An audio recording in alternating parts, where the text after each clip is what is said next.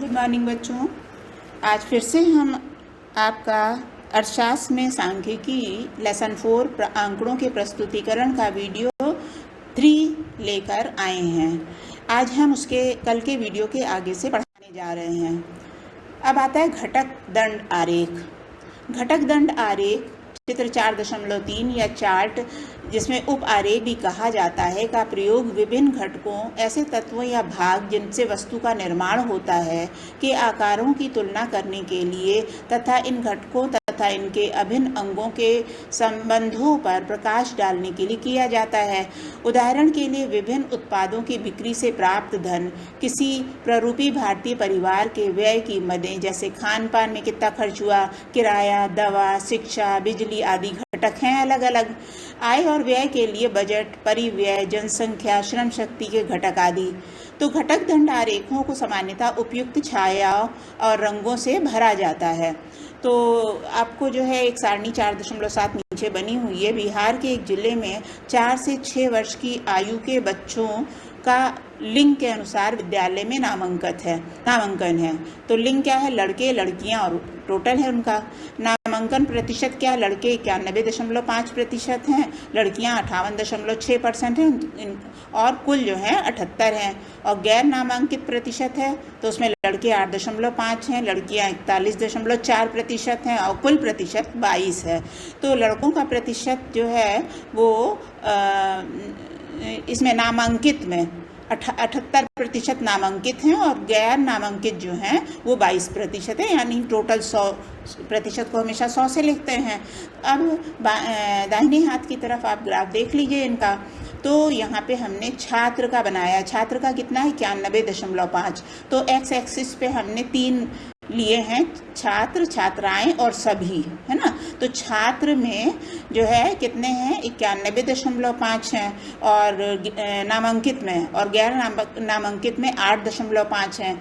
तो 91.5 और 8.5 को जोड़ेंगे तो क्या आ जाएगा? 100 आ जाएगा, है ना। और 100 कुल प्रतिशत में होता है।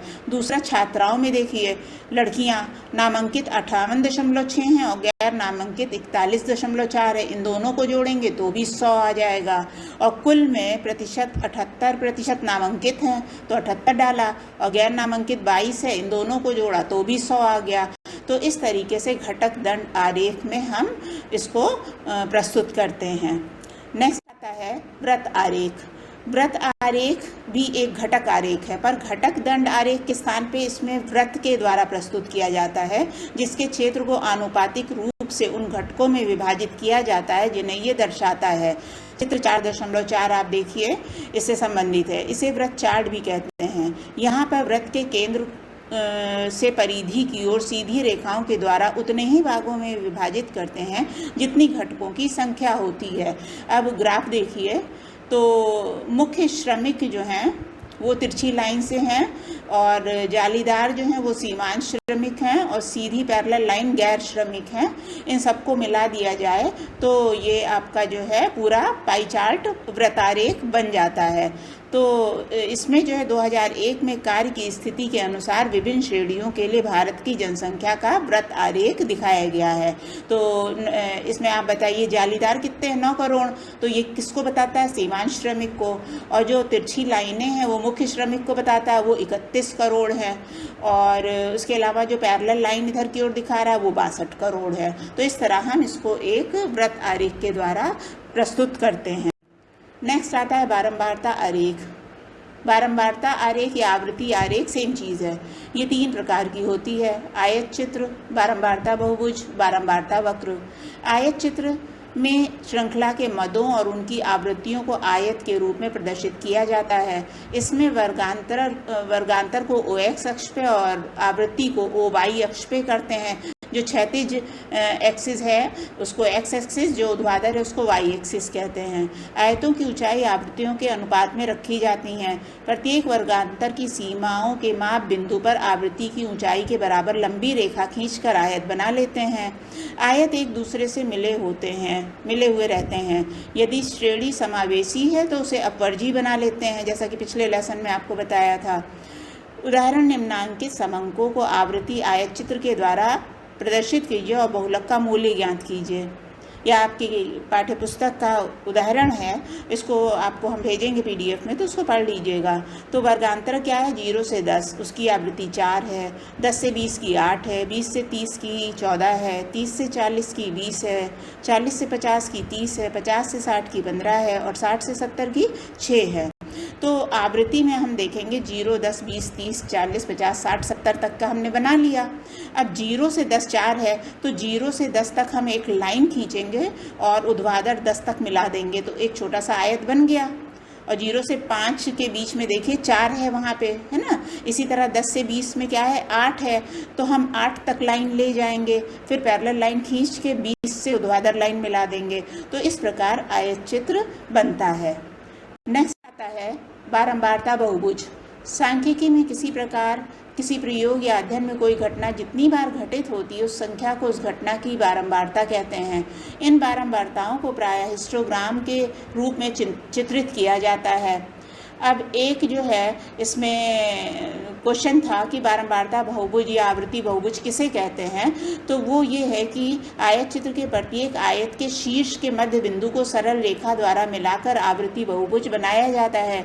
इसके लिए प्रत्येक वर्ग के मध्य बिंदु के मूल्य को ग्राफ पेपर पे अंकित कर लिया जाता है। इसके पश्चात इन बिंदुओं को सरल रेखाओं के द्वारा मिला दिया जाता है। इसके फलस्वरूप जो रेखा चित्र बनता है उसे आवृत्ति बहुभुज या फ्रीक्वेंसी पॉलीगॉन कहते हैं। उदाहरण निम्नलिखित तालिका में कक्षा 11 के विद्यार्थियों के अर्थशास्त्र के प्राप्तांक दिए हैं। इन्हें आवृत्ति बहुभुज द्वारा दर्शाना है आपको। तो प्राप्तांक 0 से 10 लाने वाले विद्यार्थी 5 हैं, 10 से 20 वाले 10 हैं, इसी तरह से बाकी हैं।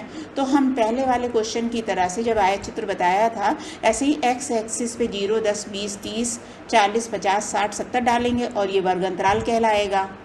और विद्यार्थियों की संख्या को हम y एक्सिस पे डालेंगे, तो इसमें भी हम 10-10 खाने पे 5-5 अंक ले लेंगे, 5-5 विद्यार्थी ले लेंगे, है ना। तो 5, 10, 15, 20, 25 तक आ गया। अब आप देखिए 0 से 10 में कितने विद्यार्थी, 5 हैं, तो 0 से 10 के बीच में हमने 5 से एक क्षैतिज रेखा खींच के ऊर्ध्वाधर 10 से मिला दिया। 10 से 20 में 10 हैं, तो हम 10 से सीधे ऊपर गए 10 तक के, 10 से क्षैतिज रेखा खींची, फिर नीचे लाके 20 से मिला दिया। इसी प्रकार अन्य को मिलाने से हमें बारंबारता बहुभुज मिल जाता है। तो ये जो आपके पास आयत चित्र बना है, तो आप देख रही हैं कि 0, 10 के बाहर जो एक लाइन खींची गई है उसको एक्स एक्सिस से मिलाने के लिए किया जाता है, क्योंकि बहुभुज बंद होता है। इसी तरह 60 से 70 में भी बहुभुज ऊपर ही ख़त्म हो गया है, तो इसको एक्स एक्सिस से मिलाने के लिए हम नीचे इसको मिला देते हैं।